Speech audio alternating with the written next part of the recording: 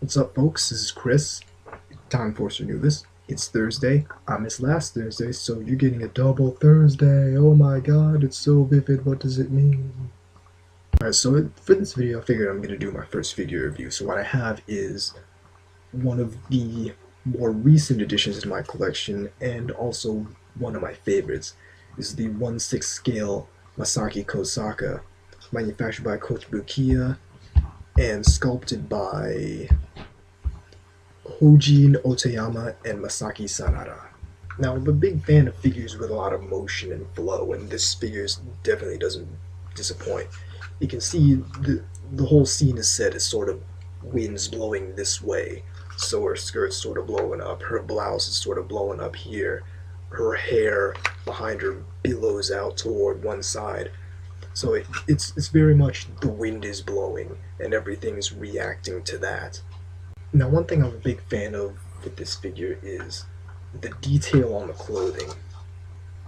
You can see that all the clothing bunches up where it's supposed to, and it's tight, like around her chest. It pulls tight where it's supposed to, and it's a very realistic figure with how everything's presented as far as the clothing goes, and where it bunches up and where it pulls tight. Another thing that did really well with this figure is the hair. You can see it's really detailed in all of the various creases that go all the way down, and even these parts at the very end, they're kind of flexible. They can move around.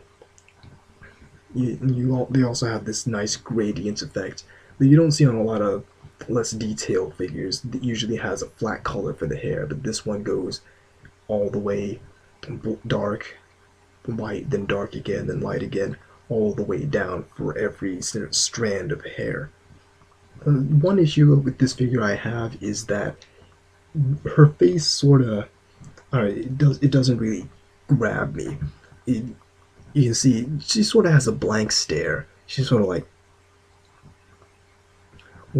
and if her mouth curved up a tiny bit more, kind of giving a subtle, like, Mona Lisa smile, that would have been a lot better. But she sort of gives this sort of blank stare, and it's not too bad. There's a tiny little bit of curve in there, but it's not really much of a smile, and I'd prefer if she was smiling more. Now, all that said, this figure is very top heavy. It's not really apparent when you look at it regularly without the base, but on the base, it does have a noticeable forward lean, which is sort of weird, but the pegs are long enough that it's not going to be dangerous, and it looks normal if viewed from straight front or straight back. If you view it from the side, it looks like she's doing kind of that Michael Jackson lean.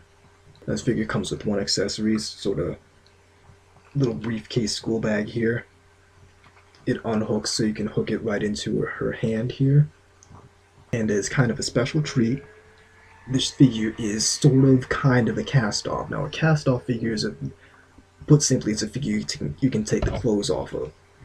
So you can actually separate her torso,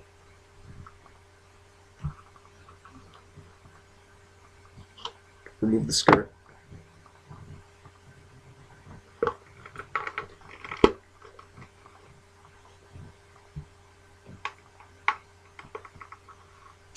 and voila.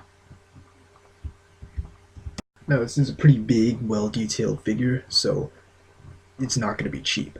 You can find it, I found it used on eBay for as little as $50.